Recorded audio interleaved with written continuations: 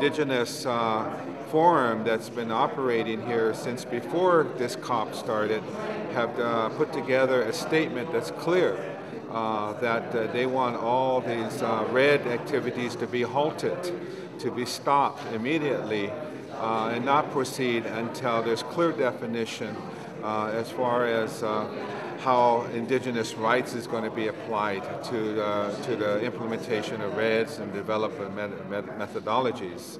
But it's not just an issue of rights, you know, the issue is about the overall concept of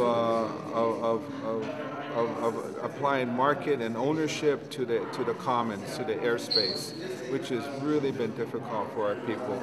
You know, it's not that our people don't understand, but once you explain these things to them, they say that this is an evil concept.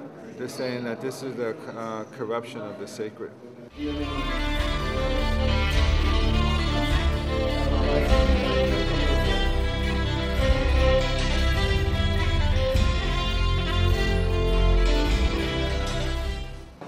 REDD is an extraordinarily complex issue because it involves people. In the first place, it involves indigenous people. It involves people that have come into the Amazon, for example, the Amazon region. It involves economics. It involves biodiversity. It involves technology. It involves satellites. It involves fiscal responsibilities. It involves criminal law.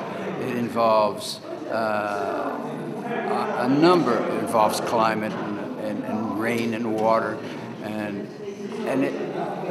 each one of those issues is an extremely passionate issue for those that are directly involved.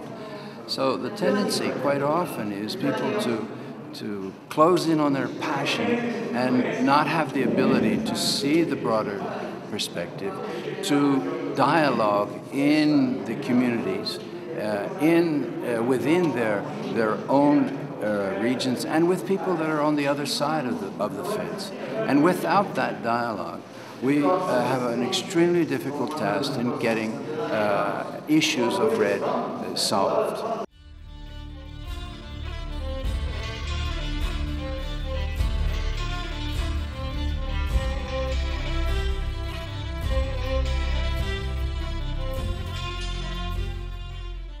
Well, last week, I have to say, wasn't all that inspiring.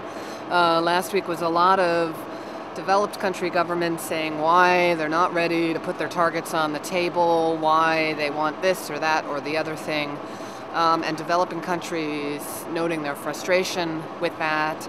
In some ways, because we still have the Bush administration here, and we're waiting for the Obama administration to come in, countries are very hesitant to move at all. The ideal ending of the meeting would be that we have some inspirational announcements from developed countries about how much they're going to reduce their emissions as their contribution to solving the problem, but also to build trust with developing countries that the developed world is really serious about this.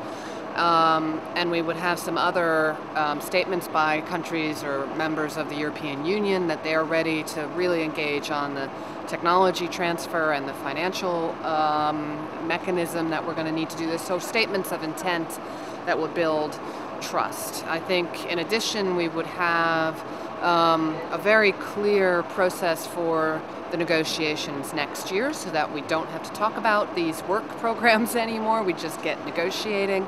And lastly, obviously, a strong conclusion from the ministerial roundtable on shared vision, giving the public the sense, actually, that these people are really serious about what we're negotiating, what they're negotiating here.